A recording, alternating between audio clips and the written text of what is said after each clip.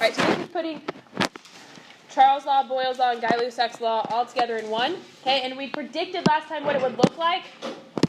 Okay, and we were exactly right. Okay, and here's our combined gas law. P1 times V1 over T1 equals P2 times V2 over T2. And what do the units for pressure always need to be in? Atmospheres, good. What about volume? Liters, good. And temperature needs to be in? Kelvin, very good. Okay.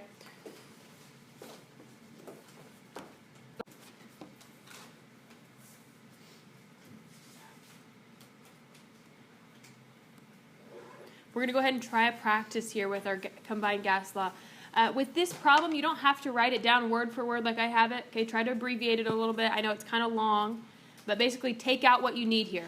Okay, so it says a child has a balloon with a volume of 1.8 liters. Temperature when it was filled at 1.8 liters was 20 degrees Celsius and pressure was 1 atmosphere. If the child let the balloon go and it rose 3 kilometers and it fell to a pressure of 0.66 and the temperature is 10 degrees Celsius, what would the new volume of the balloon be? Okay, so I know that's a long problem. Pick it out what you need and write down what you need.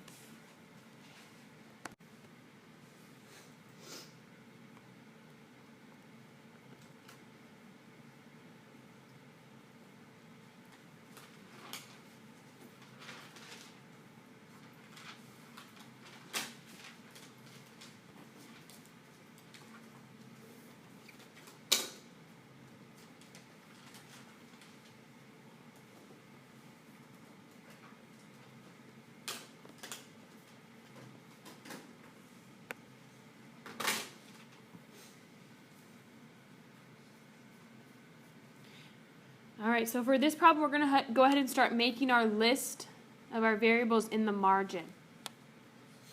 So let's go ahead and start making our list. What is our initial volume? 1.8 liters. Good. Jake, what's the initial temperature? 253 or 293? 293. Add that 20 degrees to 273. So 293 Kelvin. Our initial pressure is 1 atmosphere. Okay. Payne, what's our second volume or our final volume? We don't know. Good. That's what we're solving for. What about our final temperature, Emily? What's our final temperature?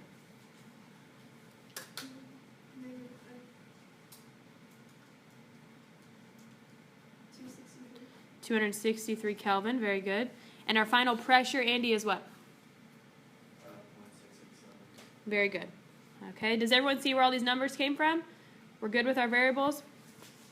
All right, I'm going to go ahead and start plugging in. 1 atmosphere times my initial volume. P1 times V1 over T1 equals P2 times V2, which is what we're solving for, over T2, which is 263. All right, we're going to rearrange here to solve for V2. So to get these by themselves, we're going to multiply by 263 on both sides and divide by 0.667 on both sides.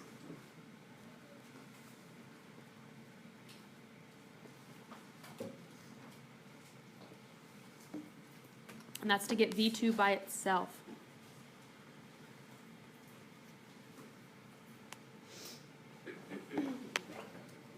I have 2.4 liters. Raise your hand if you agree. Good. Yeah, that's what I had too. Okay. We have to be careful on this problem when we're dividing by 0.667 times 293. On our calculator, we either have to put parentheses around these, 0.667 and 293, or we need to take this whole number divided by 0.667, divide by 293. Okay, be careful in your calculator. If you divide it by 667 and then multiply by 293, it's going to throw your number all off. Okay? Uh-huh. Can you cross multiply B? Uh-huh. You mean right here? Yeah, you could cross, like on our original problem, you could cross multiply here and then divide, but you'd have to divide by 0.667 also.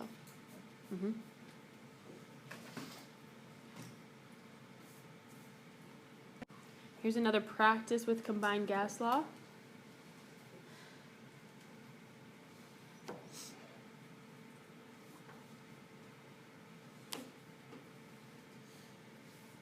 This problem will take a little bit of conversion here.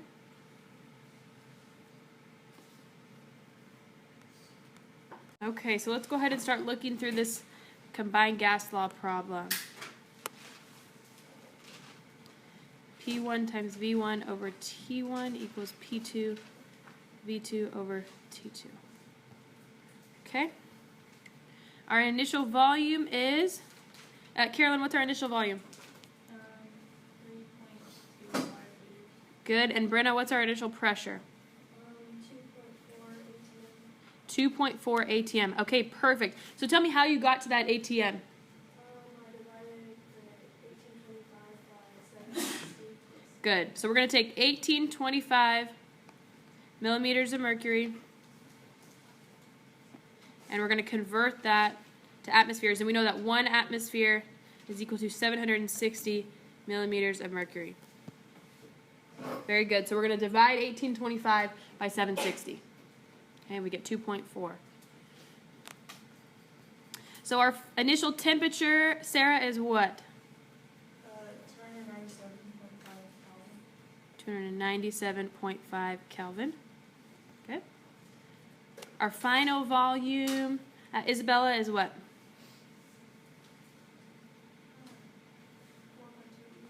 4.2 Perfect. 4.2, and we're going to include that 5 in there also. 4.25 liters. And we get that value by taking this 4,250 milliliters and moving that decimal 3 places to the left. Okay, to go from milli to liter, we go 3 places to the left. Very good. Okay, Grace, what's our final pressure? 1.5. 1.5 atmospheres. Good. And Robbie, what's our final temperature? Don't know that. Good, we don't know that. That's what we're solving for. Very good. Okay, does everyone feel okay with all those numbers? All variables look good? Okay. So we're going to plug in here 2.4 times V1 over T1 equals P2 times T2 over T2, which is what we're solving for.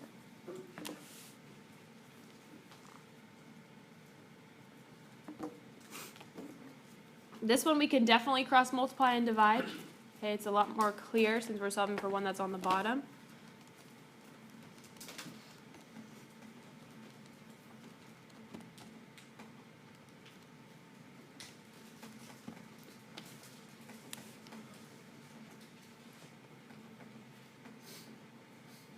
All right, and Joe, why don't you tell me what you got? 243.1 Kelvin. Perfect. Yeah, that's what I had too.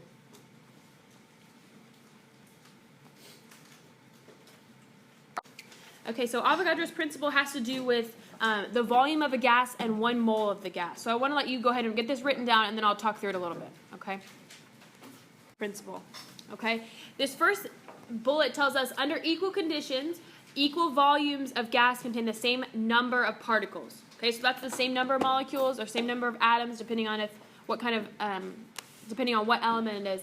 But if 2 single items have equal temperature and equal pressure, and it contains 1 mole of the gas, at equal temperature and equal pressure, the volumes of gas will contain the same number of particles. So it won't necessarily be 1 mole, it won't necessarily be the same number of grams of that, but it's going to contain the same number of particles at equal temperature and pressure.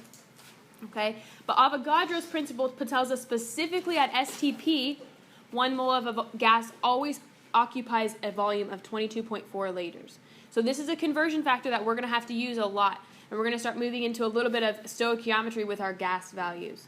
Okay, which means we need to use this as a conversion factor. So 1 mole of gas at STP specifically has a volume of 22.4 liters. Okay, so I would go ahead and put that conversion factor on your equation sheet. You're going to need to use that a little bit, so to have that down.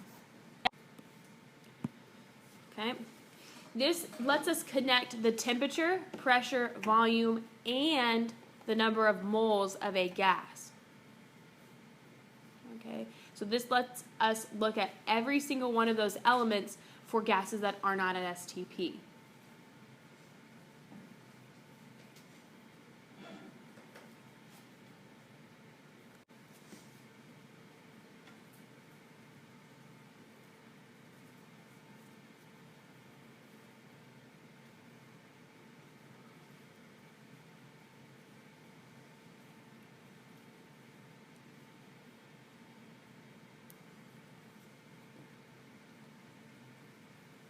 So the way the ideal gas law kind of differs from the 3 previous or the 4 previous that we've looked at, Charles, Boyle's, Guy-Lussac's, and the combined gas law, this differs from that in that it's not a before and an after.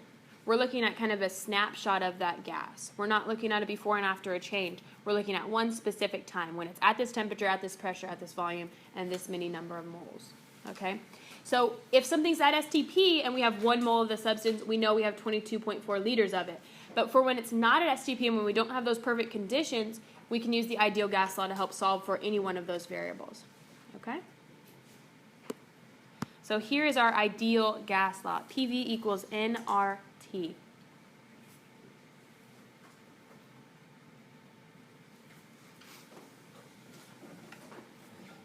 Okay, so these are what the variables stand for, and these are values for the universal gas constant.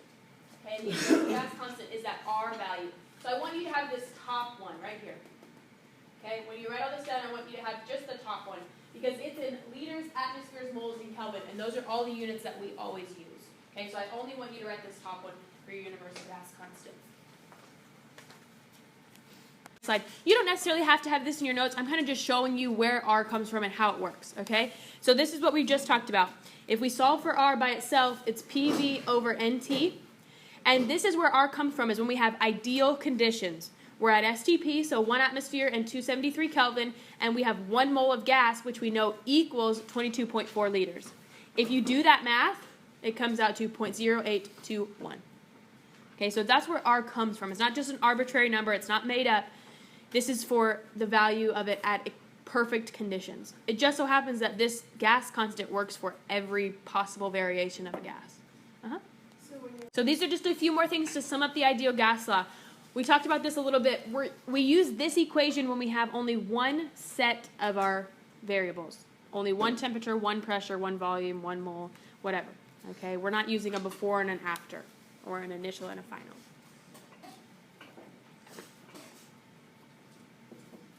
Okay, and just like we just talked about, R is a constant value. You never have to solve for R.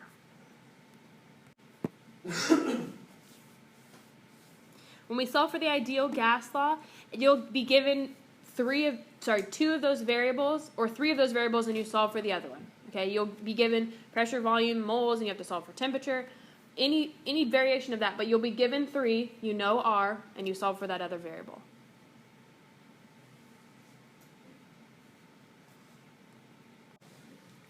All right, we want to find pressure of a substance of helium, 0.413 moles at 16 degrees Celsius and a volume of 3.25 liters.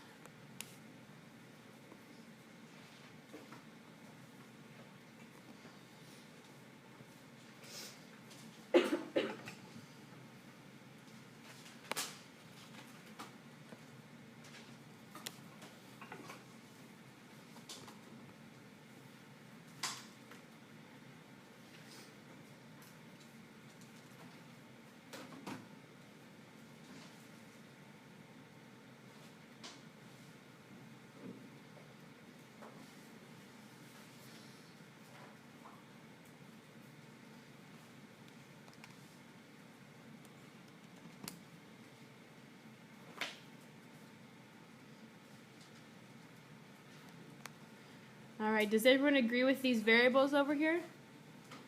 The only thing that we had to change was temperature. Okay, so I took 273 plus 16, and I got 289. Okay, everything look good right there so far? Okay.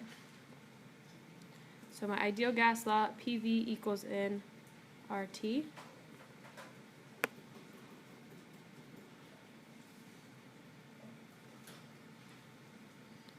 We're solving for pressure, so we're going to leave that as a P.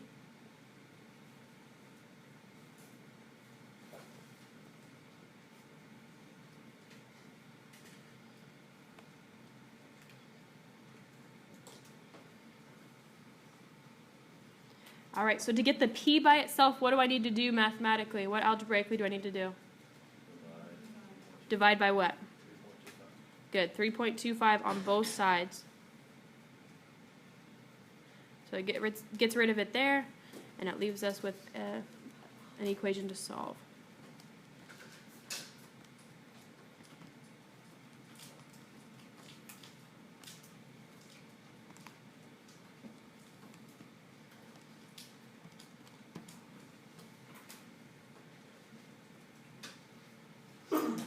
right, Payne, do you have an answer for me? 2.99 ATM. I had just something a little different. Did you guys all get that or no? I had about 3.01.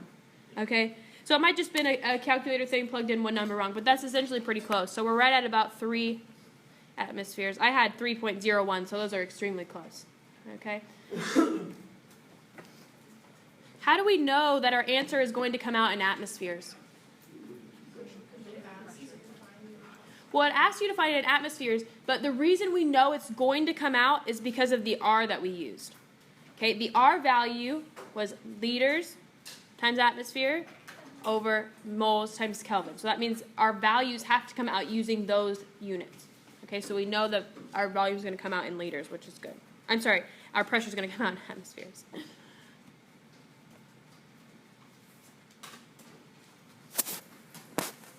All right, so this problem takes a little bit more work. Go ahead and get it written down, but we have to do a little bit more work on this problem.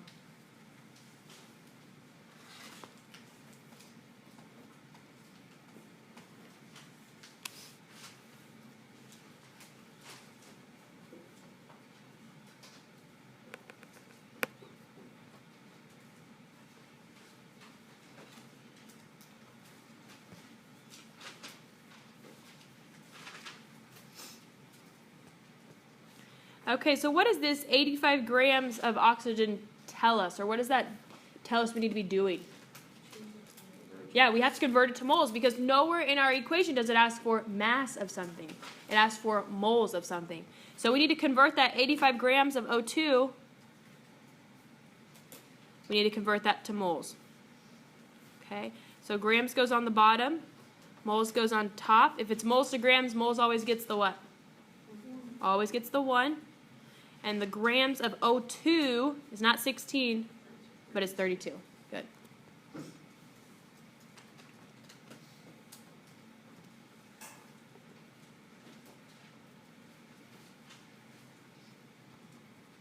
Okay, so I got a value for moles of 2.66. What variable does that go with? What letter? N. Good. Okay, we're solving for volume, so that gets our question mark. Temperature is 25 plus 273, which is 298 Kelvin. We know R. And we need to solve our pressure.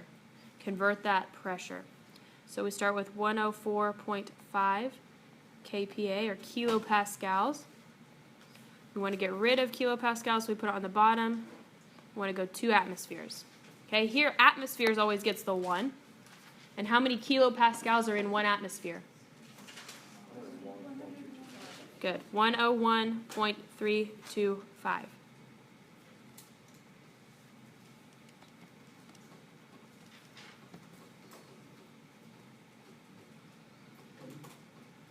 So for pressure, I got a value of 1.03 atmospheres. We agree? Okay, we're dividing by that 101.325. All right, now we just plug in.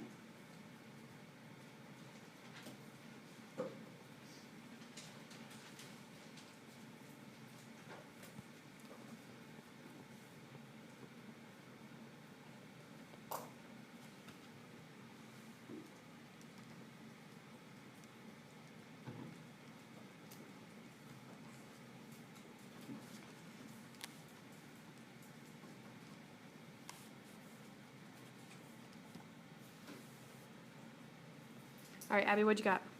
I did it wrong. Oh. I had it for the moles. Oh, for moles, okay. Does everyone agree with 2.66 for moles, or did I do that wrong? Okay. What about for our final volume? Alice, what'd you have? 63.2. What's our units? Mm-hmm.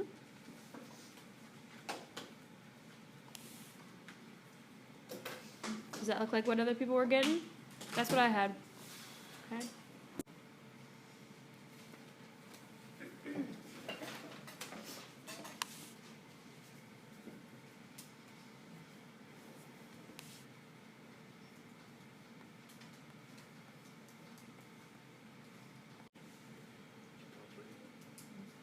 I got about 3.48 atmospheres. Yeah? Okay, so if I need to convert from atmospheres to millimeters of mercury, I put atmospheres on the bottom, 760 on top, which makes my final answer. Isabel, what'd you get?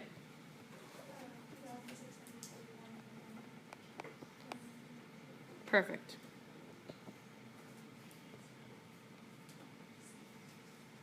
Do we all agree there?